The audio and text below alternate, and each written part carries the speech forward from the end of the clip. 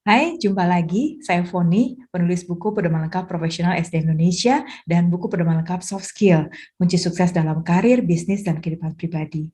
Kali ini saya akan membahas tentang penetapan sasaran kinerja.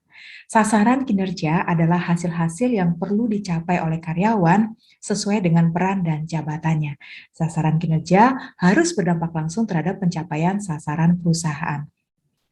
Sasaran kinerja terdiri atas dua sasaran, yaitu sasaran kinerja dan sasaran kompetensi.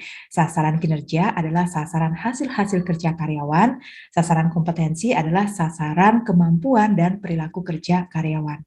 Sasaran kompetensi sama pentingnya dengan sasaran kinerja, karena karyawan memerlukan kemampuan yang tinggi dan perilaku kerja yang baik untuk dapat menghasilkan hasil-hasil yang unggul secara berkelanjutan.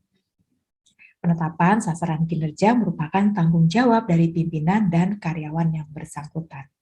Ada 5 manfaat penting dari penetapan sasaran kinerja.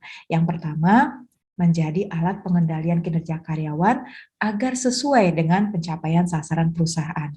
Yang kedua, menjadi tolok ukur keberhasilan pencapaian sasaran kinerja dan sasaran kompetensi karyawan. Yang ketiga, menjadi sasaran aktivitas coaching antara pimpinan dan karyawan yang bersangkutan. Yang keempat, menjadi dasar pembuatan alat ukur dan metode penilaian kinerja. Yang kelima, menjadi dasar pemberian imbalan kerja dan promosi jabatan. Ada 4 urutan langkah penetapan sasaran kinerja. Yang pertama, penetapan lingkup tugas dan tanggung jawab karyawan. Yang kedua, penetapan ukuran kinerja karyawan. Yang ketiga, penetapan sasaran kinerja karyawan. Dan yang keempat, penetapan sasaran kompetensi karyawan. Mari kita bahas satu persatu. Langkah pertama, penetapan lingkup tugas dan tanggung jawab karyawan. Penetapan lingkup tugas dan tanggung jawab karyawan didasarkan pada 4 hal. Yang pertama, peran karyawan dalam rencana tindakan unit kerjanya. Yang kedua, peran karyawan dalam suatu proses bisnis. Yang ketiga, lingkup tugas dan tanggung jawab karyawan sesuai job description-nya. Dan yang keempat, keterlibatan karyawan dalam suatu proyek atau tim ad hoc management. Contoh lingkup tugas dan tanggung jawab seorang tenaga penjual, misalnya melakukan presentasi produk, melakukan penjualan produk, membantu menyelesaikan penagihan piutang. Langkah kedua, penetapan ukuran kinerja karyawan.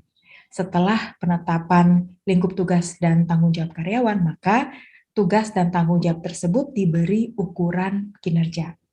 Misalnya untuk ukuran kinerja tenaga penjual yang tadi adalah jumlah presentasi produk, jumlah omset penjualan, dan jangka waktu pembayaran piutang. Langkah ketiga, penetapan sasaran kinerja karyawan.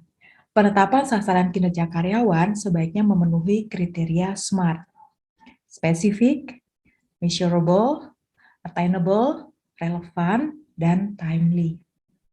Penetapan sasaran kinerja karyawan juga sebaiknya didasarkan pada kombinasi dari 6 hal. Yang pertama, target kinerja pimpinannya, program kerja dan rencana tindakan unit kerjanya, pencapaian tahun sebelumnya, perubahan target kinerja jika terjadi perubahan jabatan, usulan target kinerja karyawan yang bersangkutan, dan tingkat upah karyawan yang bersangkutan pada saat itu. Contoh sasaran kinerja untuk tenaga penjual tadi menjadi jumlah presentasi produk dalam sebulan sebanyak 20 kali, jumlah omset penjualan dalam 6 bulan sebesar 300 juta rupiah, dan jangka waktu pembayaran piutang maksimal 3 bulan.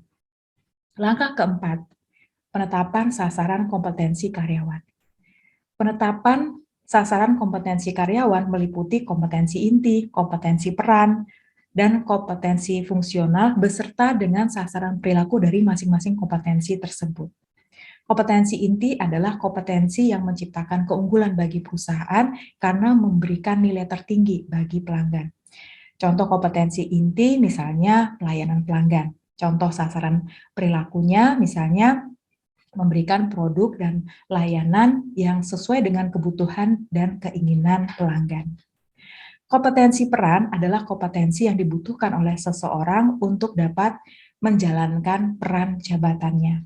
Contoh kompetensi peran adalah pemecahan masalah atau problem solving. Contoh sasaran perilakunya adalah menerima keluhan pelanggan dengan ramah dan seksama, serta mencari solusi terbaik untuk menyelesaikan permasalahan pelanggan tersebut. Kompetensi fungsional atau kompetensi teknis pekerjaan, yaitu kompetensi yang dibutuhkan oleh seseorang untuk dapat mengerjakan dan menyelesaikan pekerjaannya. Contoh kompetensi fungsional adalah pengetahuan produk atau product knowledge. Contoh sasaran perilakunya adalah menjelaskan dengan cermat dan detail untuk memberikan pemahaman kepada pelanggan mengenai fitur, manfaat, dan keunggulan spesifik dari produknya yang membedakan dari produk sejenis lainnya. Demikianlah pembahasan mengenai penetapan sasaran kinerja.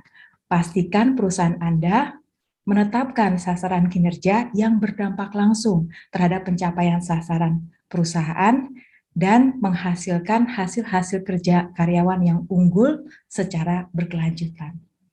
Terima kasih sudah menyaksikan, semoga bermanfaat dan sampai jumpa.